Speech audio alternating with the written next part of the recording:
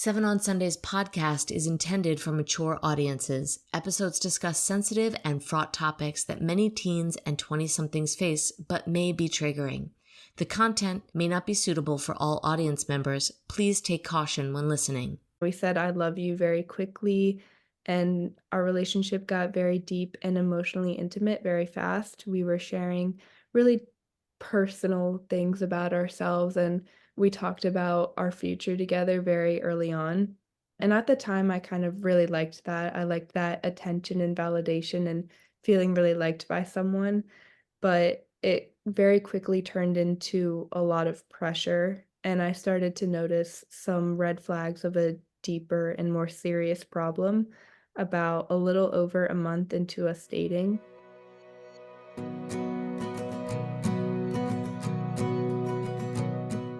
Hello and welcome to Seven on Sundays, the podcast about how young adults are navigating sex, relationships, and life today. We are your hosts, Dr. Chez Leeby and Stephanie Boye, and each week we will share our candid conversations with young adults and experts about today's tough topics.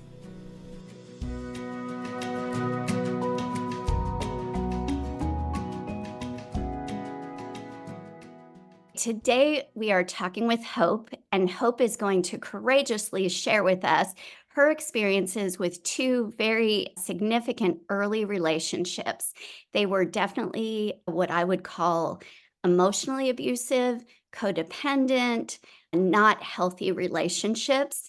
And it's really important to hear how she came to her self-discovery and how she exited these relationships and what she learned moving forward in her young years from these relationships. So let's dive right in with Hope. Welcome to the show, Hope. I should say welcome back to the show, Hope. We're so happy that you joined us again and grateful that you are willing to give our listeners some more insight to, well, this time we're going to talk about emotionally manipulative relationships, early relationships. So I'm going to just let you jump into your story. Awesome. First and foremost, thank you so much for having me back again. I'm really happy to be here. The first thing that I wanted to discuss was probably like my first official boyfriend relationship. This was the summer going into my sophomore year of high school. And initially, I found this relationship to kind of be a super fun, picture perfect kind of relationship. We had a lot in common. We got along very well, and all of our friends really supported us being together. But things kind of started to move very quickly, which was something that I really didn't have a problem with at the time. But looking back, it was kind of risky because, we said I love you very quickly, and our relationship got very deep and emotionally intimate very fast. We were sharing really personal things about ourselves, and we talked about our future together very early on. And at the time, I kind of really liked that. I liked that attention and validation and feeling really liked by someone, but it very quickly turned into a lot of pressure, and I started to notice some red flags of a deeper and more serious problem about a little over a month into us dating. He started to say things to me like, "You're the only good thing in my life," and he talked about not having any close friends or family to go to, which made me feel a lot of pressure and dependency when I felt like I was the only person he could go to with his problems and things of that nature, and I started to get the feeling that I wanted to break up and get away from this situation, but that made me feel very guilty, and I felt like it was an option, and I just wanted things to go back to the way they were, so I kind of held out for the hope that it would go back to kind of like the good times, and when we would have a good time together, I would really cherish that and take that as a reason for me to stay with him. But things only got worse as time went on. He started to place more burdens onto me, and it put me in a really bad place because I was very anxious all the time, and I felt like I had to be on my phone all the time in case he texted me, and I had to hang out with him all the time. I kind of isolated myself from a lot of my friends because I felt like I was responsible for him and his happiness, and I was just constantly worried about him that he would either do something to himself or get really mad at me if I wasn't, like, constantly available to him. And it got to a point where my friends and family started to notice that something was really wrong.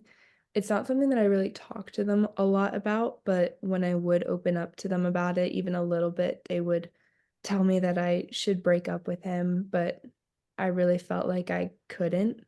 But after I got to a really low point in my own life, I realized that I did have to break up with him. So I was really terrified too, but when I did, it wasn't easy, but it wasn't as horrible as he had made it out to be because he had threatened that, if we were to break up, that he would hurt himself or even end his own life, or that he didn't have anything ahead of him if he didn't have me. But after breaking up with him, I realized that that really wasn't the case, even though it was really hard to do, and it took a long time for the breakup to finally be final. It didn't end in him hurting himself, luckily, or anything like that. So that was pretty traumatizing regardless, just because of the anxiety I had revolving the situation. So I kind of steered clear of relationships for a little over a year after that. And then I met my second boyfriend, who at that time was also telling me that he wasn't the relationship type at all. And that was something that I kind of liked at that time because my impression of relationships was that codependent and like really, I guess, high pressure kind of situation. So what I liked about him was that we had a very low pressure and casual friends with benefits relationship at the beginning. But after a few months, I started to catch feelings for him and I wanted to date him. And so after about 3 months of being in a casual relationship, we decided to start officially dating. But even when we were officially dating, it felt like I was still constantly trying to get him to want to date me and constantly having to prove myself to him. And when we did become official, we fought a lot, and he always treated the relationship like it was still the casual one. He never met my parents. He never took me on a real date. He never posted me on social media. And it was just little things like that that I feel like are really important aspects of a serious relationship that we never had. But again, like I said at the time, that was kinda something that I almost wanted just because of the first relationship until I realized that I didn't want that, and that I wanted to be taken seriously by someone. When I would try to communicate that to him, he would be very unreceptive, and he did not want anything like that whatsoever. So he started to stand me up whenever we had plans with no explanation. He wouldn't talk to me for hours before our plans and then would just not show up to wherever we were supposed to go. He wouldn't text me or talk to me for hours and hours throughout a day. Like, we would probably talk like 3 times a day. He would ignore my calls. We wouldn't have meaningful conversations. Like, it would be a stretch to even say that we were really friends at that time. And this made me feel really unloved and unwanted, and I felt like I was being annoying and clingy and needy and anxious. It made me feel like I was acting like my first boyfriend when really I was asking for less than the bare minimum. Like, I just wanted to have like reciprocated feelings.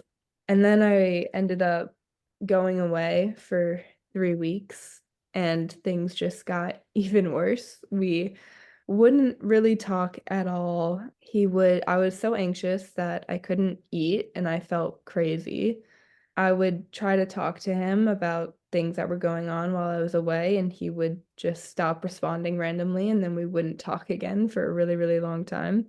And then the day I got home from being away for so long, we had plans to hang out, and he stood me up that night as well. And then we ended up breaking up the next day, but that breakup only lasted for about a month before we got back together again. And when we did get back together, things were even worse. It was just worse because he promised to be different and he didn't change at all. And I just wanted to have a conversation and to feel like I was enough, and he never made me feel like that. And what I would write in my journal is I said, "I'm done begging for someone to love me. I'm done convincing myself that this is love. It's not, because if he loved me, he would tell me every day, and he missed me, if he missed me, he would call me, and if he wanted us, he would show it." And even though I knew all of this, somehow I still stayed with him until my final straw, when I just found out that he had actually just been cheating on me throughout the whole relationship. And that's when it was finally enough for me, even though throughout the whole time I knew that I deserved better and I knew that it wasn't a healthy relationship. That's kind of what it took for me to finally cut that off and walk away from that. Good job. Okay, I have a couple questions. How old were you with the first boyfriend and the second boyfriend? I was 15 with my first boyfriend, and then my second boyfriend, I was 17. Okay, 15 and 17. And were the boys the same age? Yeah, they were both the same age as me. They're both the same age. Okay. Okay. And did the first one, did he manipulate you in other ways? Like, was he manipulative sexually or with, like you said, you isolated from friends? Did he kind of initiate that isolation? In a way, yes, because I felt like I was the only person that he had, and Mhm. he would make me feel very guilty whenever I was with my friends, and when I was with my friends, I felt like I had to constantly be texting him anyways. So, it did make me feel like I had to be with him all the time, and that's kind of why I distanced myself from my friends. What's interesting to me as a therapist is the fact that these very early relationships were so different. Like you had both ends of the spectrum. You had the really needy person, and you had the person that was completely non-committal, that you became, more needy, which wasn't even needy in the way that's codependent. But it's interesting that these were your two first relationships because how vastly different. So, I don't wanna get into it yet, but that shapes how you moved forward with what the next was, but very interesting that you got both sides of the spectrum. Yeah, definitely. And Hope, you said that your parents told you that you should break up with him. Mhm. I'm just curious, like, I understand that there are probably a lot of things that were manipulated. Like he said that you said that he threatened suicide, that you needed to be there for him to call you at all times and be ready. Like, if there's someone listening to this, what do you think are the signs that I love that you said that, like, in the first month, he said, "You're the only good thing that has ever happened in my life." I'm so glad that you pointed that out as a red flag, because I feel like that is a huge red flag.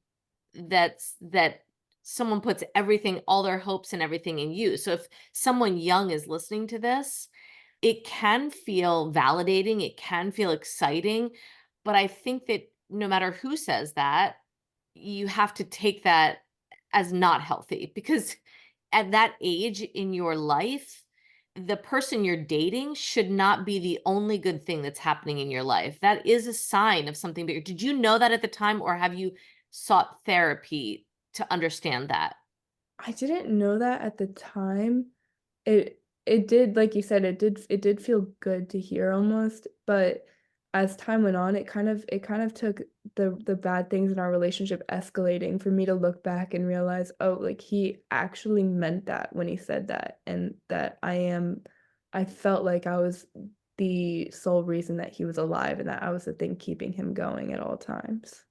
Dr. Shez is the relationship expert here, but I want to say, even when you are 50, the person that you're with can't be the only good thing in your life. That's not healthy at any age and any stage, I would imagine. I don't know. I mean, I'm not a specialist in this. What do you think about that, Dr. Shez? Because I think there are a lot of people who hear that and think that that's a good thing. I feel like there's degrees of that. We say that kind of casually, right? Like if you're dating somebody and it's exciting, you're like, "Wow, you're the best thing that's happened to me." We kind of say that casually. But if it's meant as you are my lifeline, which is what severe codependency is, if it's meant as you are my lifeline and my only thing, that end of the spectrum is very unhealthy. And what the only thing that you can do, Hope, and this is my question for you if you've done work around this or kind of introspection or journaling, what was it about you that he sought you out as his lifeline? And that's what didn't work in the second relationship. But for you to look at, how did I end up as somebody's lifeline? And how did I buy into that or continue that? Does that make sense what I'm asking? Yeah, I think a big part of that is I made myself super available to begin with, and I didn't set any kind of boundaries. I kind of just whenever he needed me, I would be there for him. Whenever he wanted to hang out, I would be there for him, and we would talk about anything and everything for as long as he needed to, and I was never communicating anything that was going on with me or how it made me feel when he would talk about those things or say those things. I was kind of just like a listening ear and a shoulder for him to cry on, but it was almost like I wasn't really as much of a person to him that had my own problems in my own life going on. God, you're so smart. You're so smart to see that is maybe the genesis of the codependency that happened there was that you availed yourself to every need that he had. Is that right, Dr. Shaz? I don't know. Yeah, no, definitely. And so it becomes this pattern. And, I don't want to call him a narcissist or anything like that because I don't know him. But picking up on those red flags that, wow, like this does not feel like a reciprocal, mutually satisfying relationship. I'm not considered or asked how I feel or how I'm doing or anything about my life.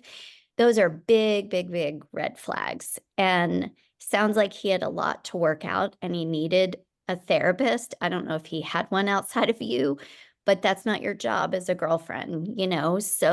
So yes, that's very unhealthy. And there are parts that we both play in that because if you're a compassionate, kind person and somebody's struggling, most people are going to be there and respond. But when it becomes that kind of entrenched pattern of this is the way we relate and it's all one-sided and it's all very needy and very unhealthy, that's when he needs his own therapist.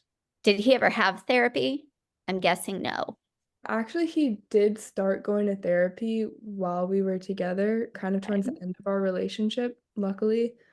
But it was the kind of thing where he would tell me that the therapy wasn't helping and, things like that. So it's hard to say whether he was actually investing in it, but I mean, he was going. So, Okay. Can I ask you, was it just that you needed to listen to him, or was everything like if you had a disagreement about something, would he also not listen to you in that scenario? Was it always about him? Like everything revolved around him? Like, so it's basically you were there for when he needed you. If you were in an argument, his needs or his points were more like superseded yours. Like, was it everything was about him?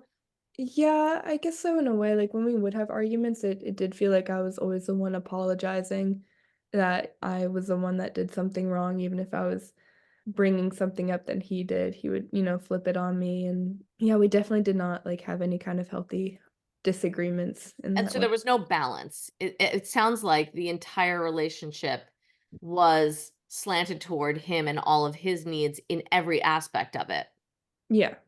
Like, And the second relationship was same exact thing, just in a different way, slanted towards the other guy's needs, which he was meeting needs outside of your relationship, but sounds like the same exact out of balance type relationship, just in a different way. Mhm. So, is there anybody in your life you're anonymous, Hope, but is there anybody in your life, your upbringing that is like that? That kind of really, demands attention for their own unhealthy needs and unhealed wounding? Not that I can think of off the top of my head, honestly. Can I ask Okay. you this? Is there anyone in your life who sacrifices everything for someone else that you're modeling that same? Yeah, I would say pretty much everyone in my family is kind of like that in a way. With the world or within their own relationships? Both, I would say. I mean, we all kind of push down our own emotions and always put other people above ourselves. I see it with my sisters, I see it with my parents, so even my grandparents. And yeah, that's So just this is kind a of how it pattern in your is. family. Yeah. Okay, so the buck stops here. So are you in a relationship right now? Yes, I am. Okay, and has that evolved to a more balanced type relationship? What have you learned from these two seemingly different, but they're actually very similar? What have you learned from these two relationships that you bring to the new one? Yeah, I mean, like you said, they are very different, but then they are also very similar. So I realized when I was writing down the takeaways, I was writing a lot of the same stuff down for both of the relationships. And I think a big thing that kind of goes for both of them is not trying to change someone else and fix them and make them who you want them to be, to not fall in love with their potential or stay with someone just for who they might be in the future. It taught me to have high standards for myself and to not settle for anything less than that. And it taught me that I should feel secure in my relationship and that a relationship shouldn't be any kind of burden. Like, it shouldn't make me feel like claustrophobic like it did in my first one or really anxious like it did in my second one. Like, it should never feel like that. It should be a secure and safe space. And I learned to trust my intuition because I think in both relationships I knew what was best for me and I was kind of holding out and not listening to my gut, but that's what I really should have done. Yeah, I learned a lot and I think I took a lot of time away kind of from dating to figure that out. And going into this first relationship, I was very clear from the beginning about what my standards were and what I wanted the relationship to be like, and I communicated the things that I didn't want in the relationship. And so far, it's been going really, really well. I think we're still in the early stages of our relationship, but we already have a much healthier dynamic than I've ever experienced and really healthy communication. And we have our own independent lives, but we can also go to each other when we need things. So, I mean, I think I learned a lot, and so far it's been really great in this relationship. I want to say that you should literally give a TED talk on this because you have so many amazing takeaways. I love the fact that you just said that you learn to fall in love with the person and not the potential. How many people hang around for the potential of what someone is going to be rather than who someone shows themselves to be? That in and of itself is worthy of a book because so many people fall in love with the potential. And to be this young and to realize that that you've done this, that's huge. That's huge. I It mean, is huge. mm, And if you take it a step further, many people get to the place of if I only. Like, if I only, were whatever, a little more whatever, then he'll love me. Or if I only have sex more, they'll stop watching porn. If I only do these things. No, someone is showing you who they are. yes, She- yes, yeah, Nothing you can do is going to change the behavior of another person. That is something they have to do alone. yeah. And I love that you said you can't fix anyone, because I think that too, it's along the same lines of potential, but thinking like, well, they'll change. Again, the if only. And that's why I asked you, like, what you have learned is that's the agent of change. And if you learn about yourself and your standards and non negotiables, then going into a relationship whether a person is going to be okay with that or not, or, whether you're going to have a place to share that even. Sometimes some people can't even share those things, and that's immediate red flag. Like if you can't share what your non-negotiables are and your boundaries and your clarity with what you want with another person, then they're not worthy of you. Yeah, I think another powerful thing that you said was the relationship shouldn't feel like a burden, because I think a lot of young people, like, so yeah, Dr. Shaz, what would you say to to someone who's young? Because I think there's this idea that people are just working through these things and we're working through this as a relationship. And I think there's a difference between working through something where if you were to say, let's say to boyfriend number one, hey, I think that you are a little too clingy, or I feel like there's so much stress on me to be available to you all the time.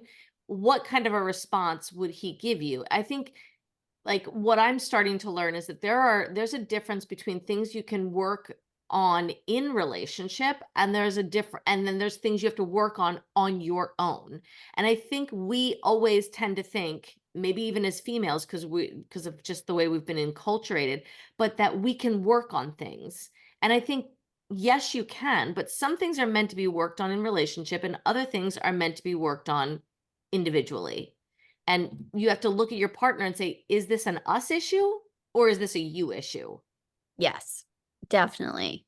If it's an us issue and the person is willing to do couples therapy, that's a great thing. You can work on things together.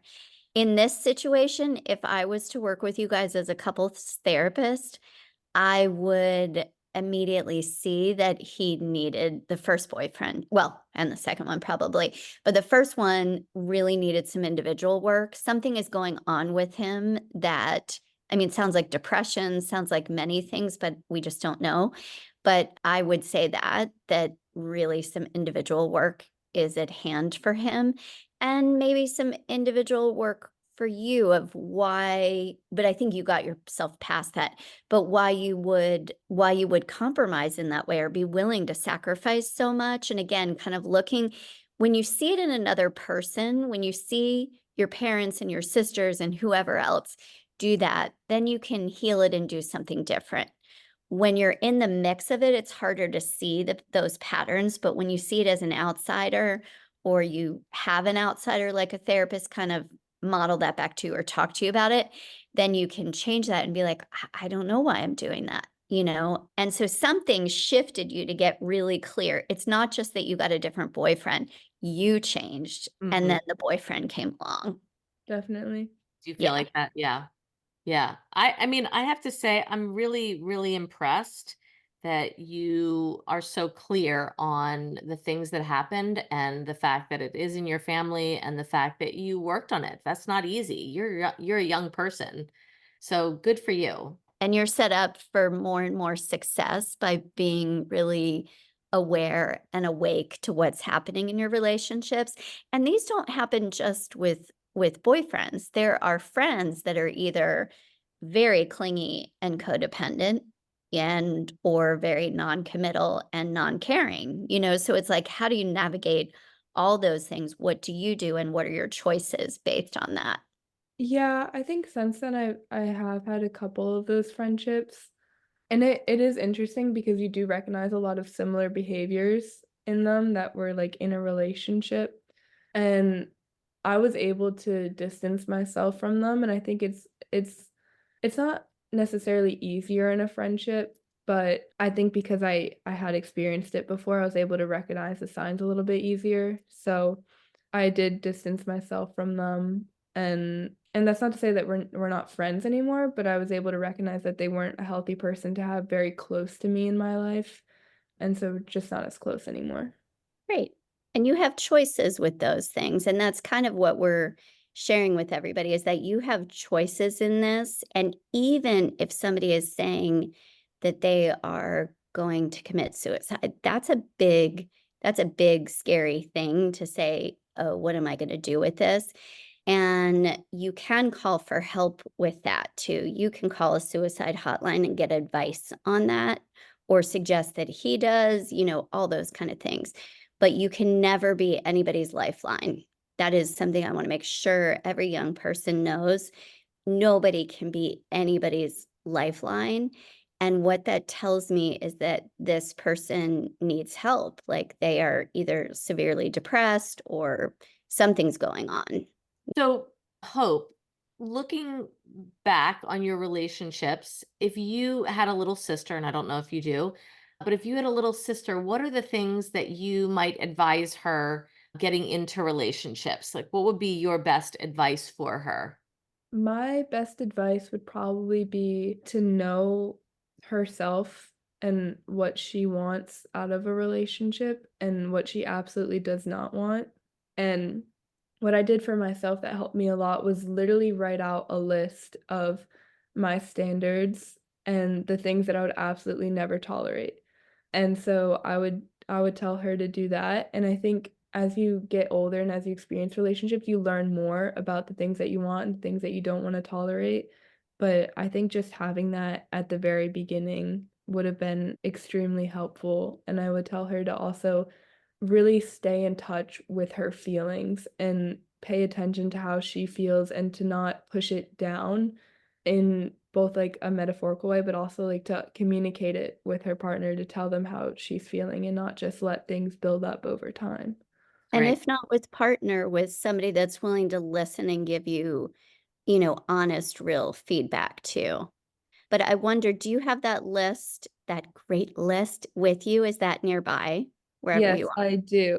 are? It is Ooh, could you read it to very us? it is very, very, very long. How about your top 5?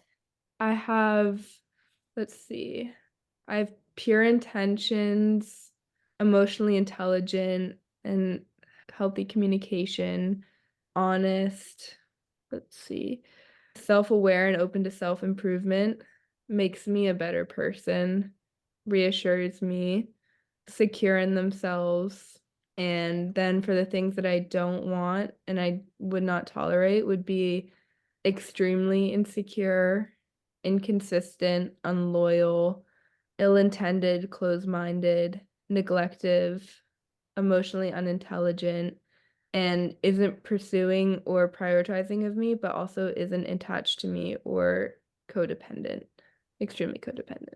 I have a question just really quickly before we wrap up is so all of those things I know that you said that the second relationship that you were in was sort of a friends with benefits situation, and just out of curiosity for my own, research that I do with young people, now that you were in that situation, even though it was something that you thought that you wanted, what is your takeaway from that friends with benefits situation? Like, do you feel like that served its purpose, but like it has a place or it serves a certain purpose? Or do you feel like it's kind of made out to be one thing, but it's not really possible? Like, what's your feeling? Because there's a range of feelings that people have about it.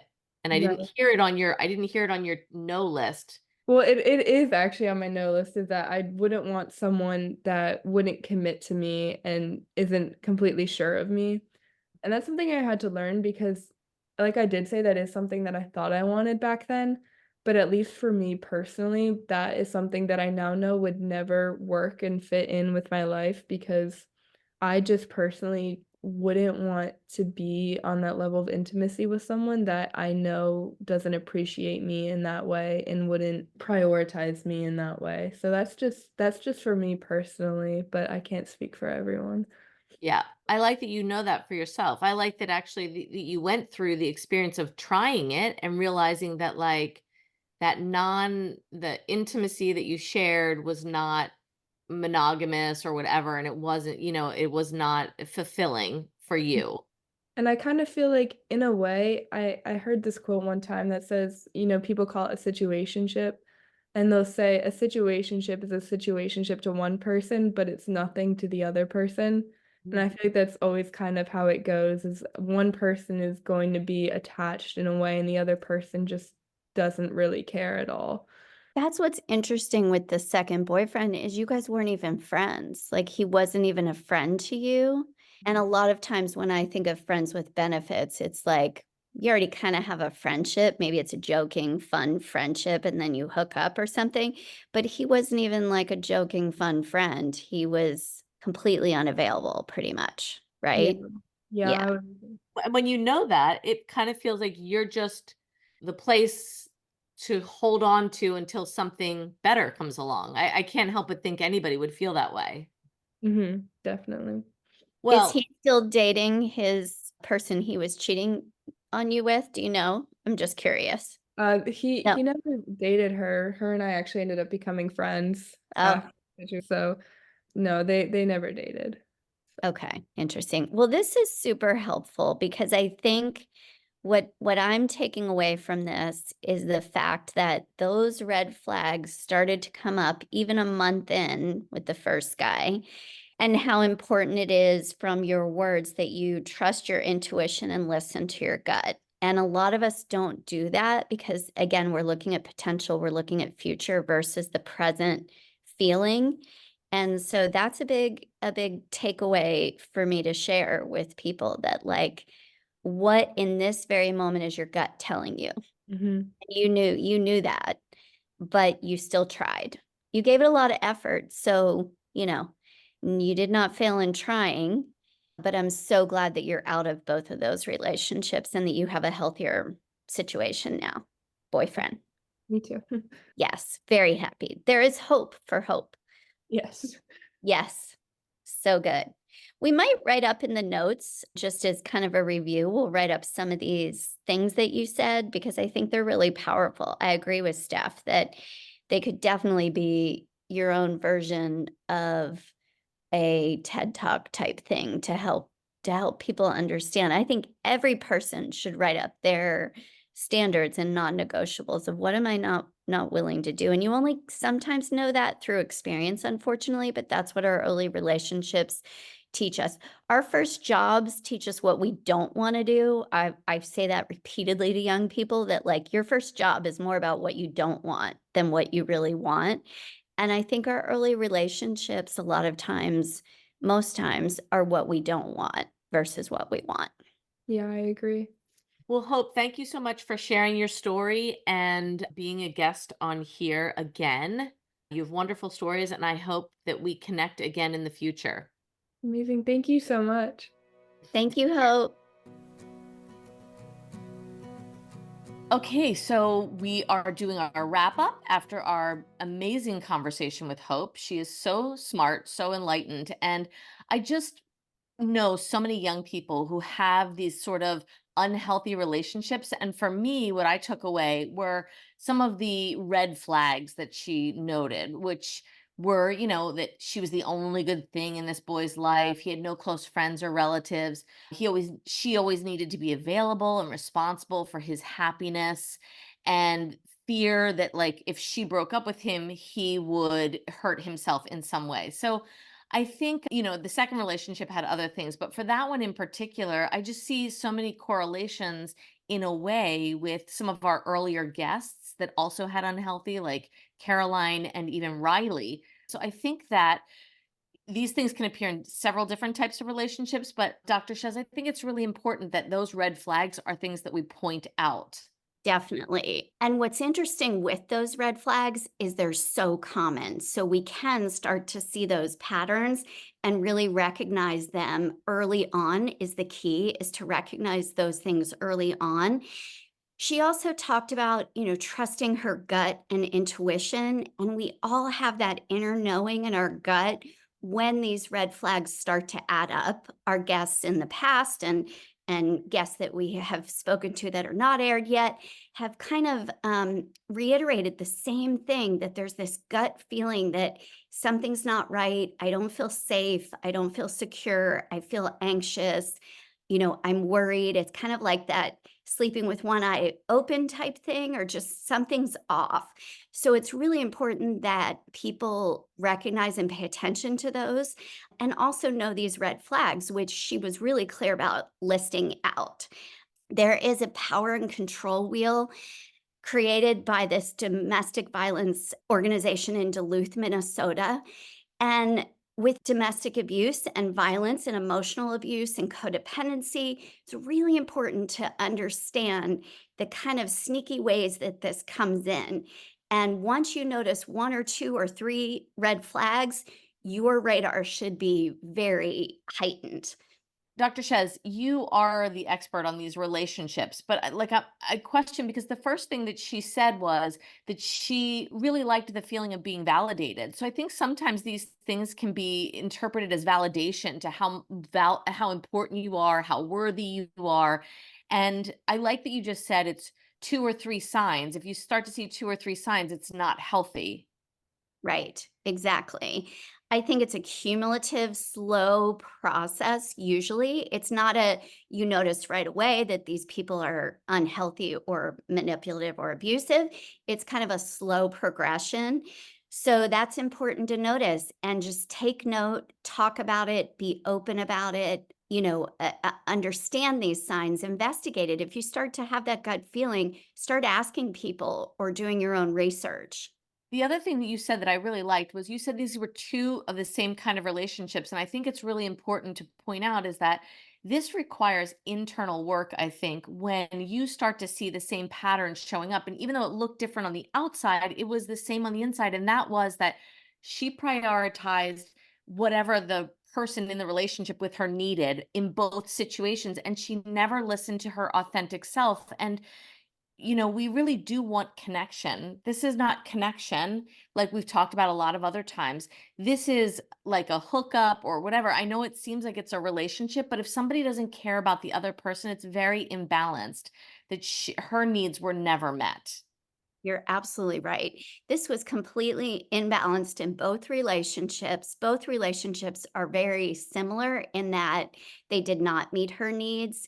And she was okay with that for a while. And in tracing that back, she looked at how her family, even her grandparents, kind of carried on those same characteristics of caring for other people and neglecting themselves. And so that's an important place to look too, because the ways that we are parented, our parents' parenting style is usually handed down. And with awareness, we can change that. But usually we don't even look into it until you're in therapy or something. But two great important points about that, that yes, that's a pattern that continued and it happens slowly over time. So you should always in relationship, just to young people out there, in relationship, you shouldn't feel like you're walking on eggshells all the time. You shouldn't feel like your needs aren't being met. It doesn't make you catching feelings. It's not something wrong with you because you catch feelings because you want something more is actually a normal human response. And I read something today that kind of reminded me of this whole situation. It said, agreeing to things just to keep the peace is actually a trauma response. When you do this, you're disrespecting your boundaries. No more making yourself uncomfortable for others to feel comfortable. You have to control it now. You run your life, take up space and use your voice. And I freaking love that because that's what So she good. didn't do. Yeah, that's so good. Thank you for pointing that out. In codependent relationships, it is not just one healthy person and one unhealthy person.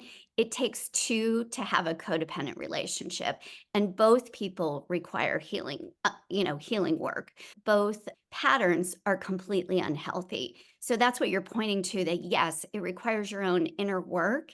And what's nice about Hope is it does seem like she's come to a new place of understanding herself and understanding her needs and her patterns so that the future relationship and this current relationship she's in is not the same. So, I mean, just in wrapping up, I'm going to say this. There are people who go like, well, what tools do I use? One is like seeing those things, but two, she talked about that she journaled. So there's journaling. I also think, and I don't know how Dr. Shez feels about this, but like even though you're young and it feels like you should read relationship books after you're in an unhealthy relationship, it might be helpful to read relationship books. In fact, we're writing a book that you can read and it will explain a lot about healthy relationships, but it might be important to read that before you get involved in any kind of relationship so you can spot those things earlier. Journaling seems to be the way she, figured out a lot about herself, but she also was in therapy. So I would say if you have 2 or 3 of these things that are repeating, maybe in your first and second relationship, maybe that's an indication that I'm not putting myself first, or I'm not able to get into healthy relationships. Why? Go to therapy, find out. 100%. There's so many articles. I've written one for Psychology Today that I love that has all my tools in it. But yes, bibliotherapy would be great as a preventative tool. And our book that's coming out will have a lot of golden nuggets for healthy relationships. Red flags, yellow flags, and green flags. And it's the green flags that we want to look for and continue ourselves and feel really competent with. Well, thank you so much for listening, and I hope you join us next week at 7 on Sundays.